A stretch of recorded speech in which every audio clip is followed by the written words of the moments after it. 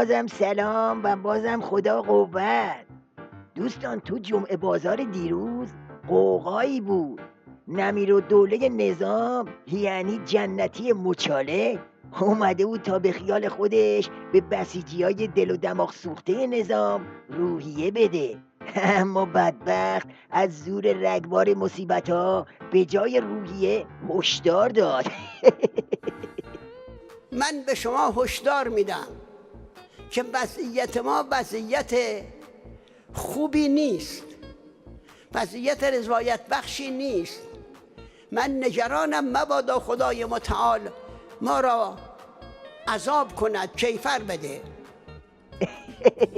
نگران نباش، مطمئن باش، اون چنان کیفری تو راهه که بعد از این همه سال فرار از اسرائیل کاری باد میکنه که دست به دامن اسرائیل بشی.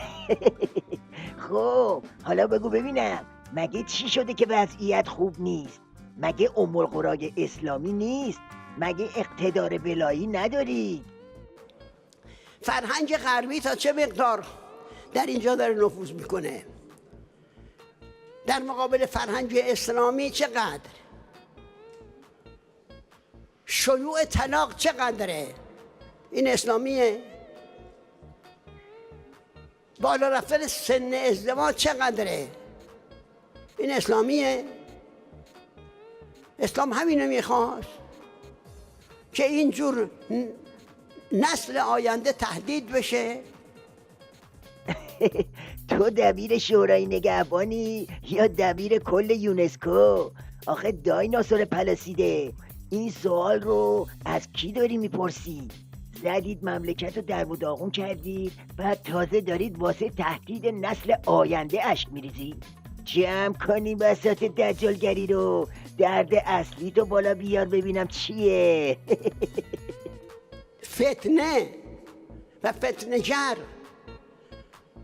کیه که امروز داره در وضعیت فعلی جولان میده؟ من تشکر میکنم از مجلس که استقلال خودش نشون داد، اعتراض کرد و قبول نکرد و رأی نداد برای اینکه ارتباط با فتنه داشتن.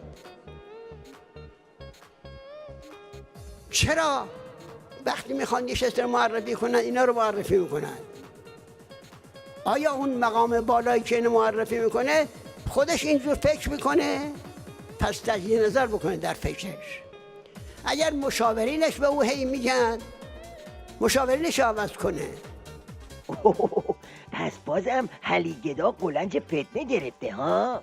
حق داره. خوب با این اوضاع و احوال منطقی و وضعیت تحریما و شلوغی خیابونا باید هم از فتنه بناله. راستی گفتم تحریما، یاد مذاکرات هسته‌ای افتادم. ببینم جنتی لعنتی، از مسئله هسته‌ای چه خبر؟ من واقعا نمیدونم درباره هسته‌ای چی بگم، چون نمیدونم چیه، چه خبره.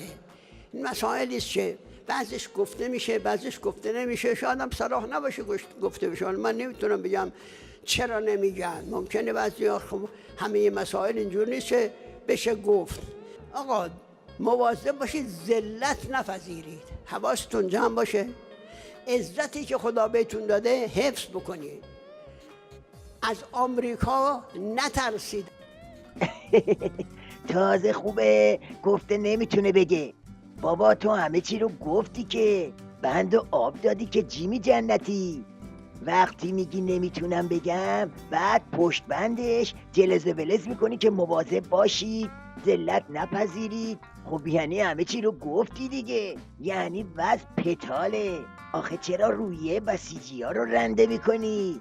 بابا یه رویه‌ای چیزی بهشون بده، الان شرشر ریزش راه میفته ها. حالا هم الان بسیج داره همین کارو میکنه. بسیج داره صادر میشه، در عراق داره صادر میشه، در سوریه داره صادر میشه. گفتم رویه بده، نه اینکه جوک بگو. آقا اصلا منتفیه. من یکی همه چی دستگیرم شد، یعنی از همین خطبه جنتی تا ته قضیه رو خوندم. ته قضیه آتش فشانیه که وقتی فوران کنه اول و آخر این آخونده رو به فنا میده. ببین دایناسور امامه دار، تو هم بهتره یه بلیت یه طرفه بگیری بری وردل امامت، میگن واسهت دعوتنامه فرستاده. نظرت چیه؟ آفرین بر امام، آفرین بر امام.